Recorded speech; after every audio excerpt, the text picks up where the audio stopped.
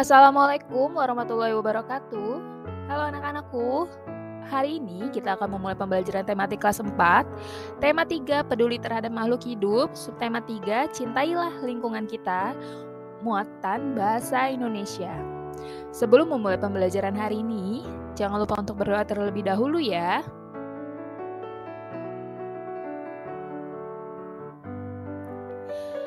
Daftar pertanyaan dan laporan wawancara.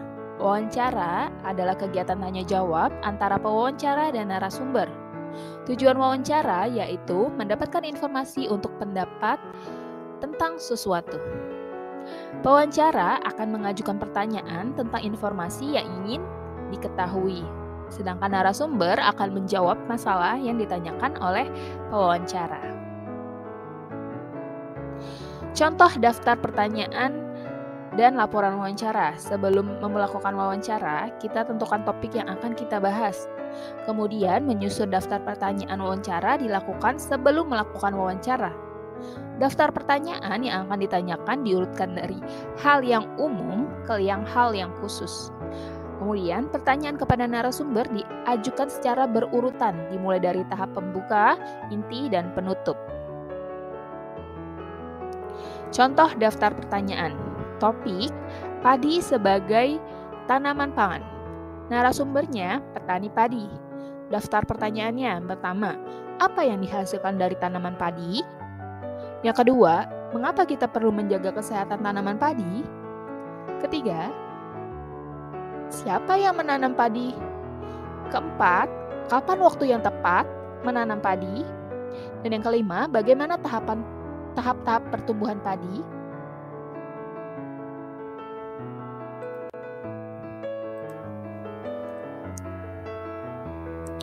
Laporan wawancara.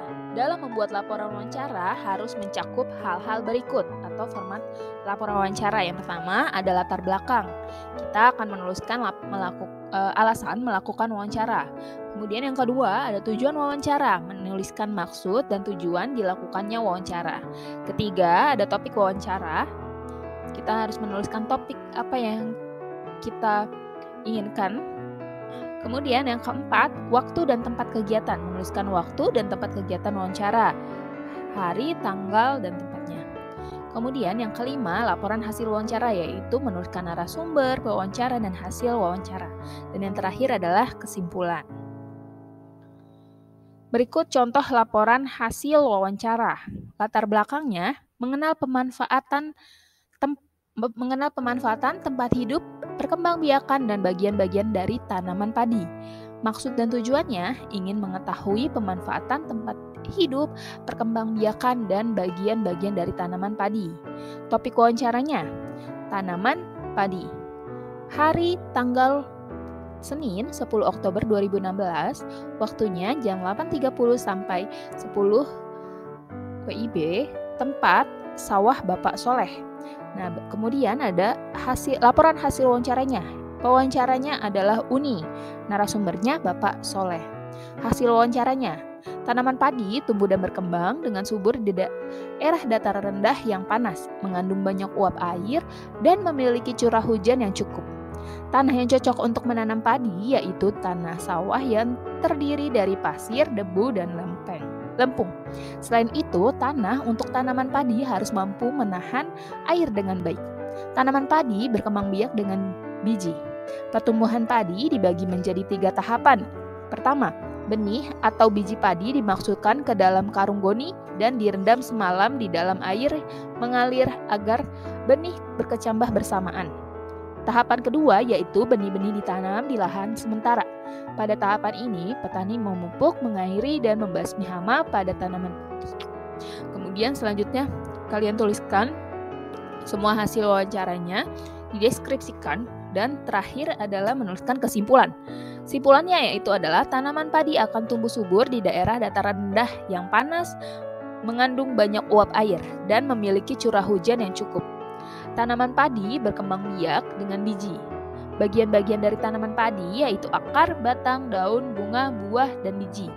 Tanaman dimanfaatkan sebagai tanaman pangan oleh sebagian besar masyarakat Indonesia. Kesimpulan hasil wawancara. Kesimpulan hasil wawancara merupakan keseluruhan isi wawancara yang telah kamu lakukan. Kesimpulan ditulis dalam bentuk paragraf secara singkat dan jelas. Contoh kesimpulannya. Langkah-langkah menulis kesimpulan hasil wawancara. Pertama, tulis jawaban secara jelas dan rinci sesuai pertanyaan. Kemudian yang kedua, baca dan pahami kembali jawaban narasumber. Ketiga, lakukan pengelompokan jawaban yang mengandung inti topik wawancara. Dan keempat, tentukan ide pokok yang menjadi topik wawancara. Kelima, tentukan kalimat utama yang menjadi inti pembahasan wawancara. Keenam, tentukan kalimat penjelas yang mendukung inti topik berdasarkan jawaban narasumber.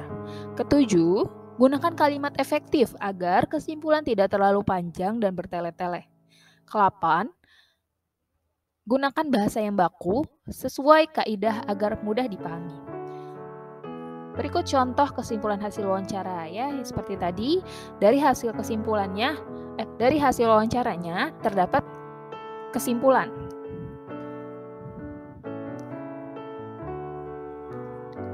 Hasil wawancara sebaiknya dipastikan kebenarannya dengan cara meminta tanggapan atau saran dari orang lain.